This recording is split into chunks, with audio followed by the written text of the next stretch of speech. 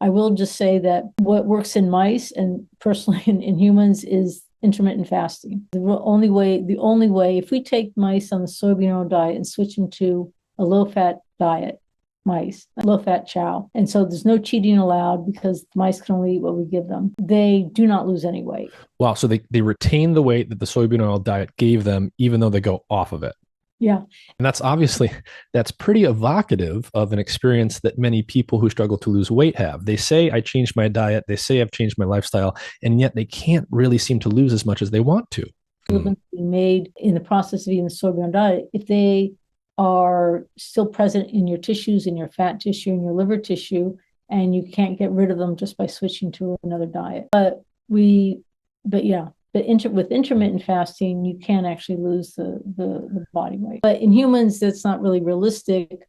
And this is just anecdotally what I hear from other people, is that if you try to just go for at least 12 or maybe 16, if you can get up to 16 hours without eating, that's really, really good. And that gets back to more what people have seen in all sorts of these seasonal diets and human diets of we're not supposed to be eating all the time, right? Of course, that's not what we have in modern societies. We're constantly eating. So, sort of bird's eye view here, based on everything that you've done and you know from the literature in animals, and based on everything that we know about the human side of this, what's the bottom line here in terms of obesity and fatty liver? Are soybean oil and high linoleic acid oils obesogenic, and do they cause fatty liver in animals? And is that also likely to be true for humans as well? What would you say? I would say yes. All we can say is that we know that soybean oil definitely makes the mice obese and will presumably is making humans obese as well. So again, bird's eye view here. When you think about sort of all the literature on this and all you've done, how has that affected your orientation to the food you consume? And how would you advise people with respect to soybean oil and other high linoleic acid oils and foods? Yeah. So in terms of just starting with, okay, we all need some LA, it's like, well, don't worry, plants make it, you're going to get it.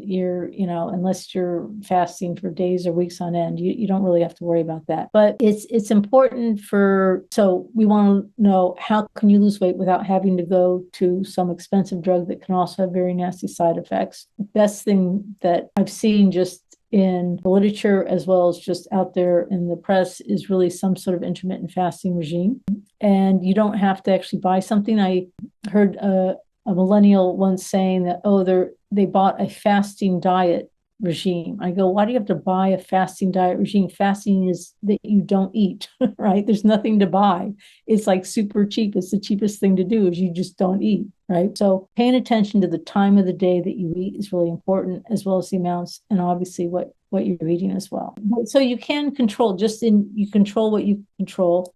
And it's what you're hearing on social media is just stay away from processed foods as much as possible and just try to reduce that as much as possible. Eat as much fresh fruits and veggies as possible.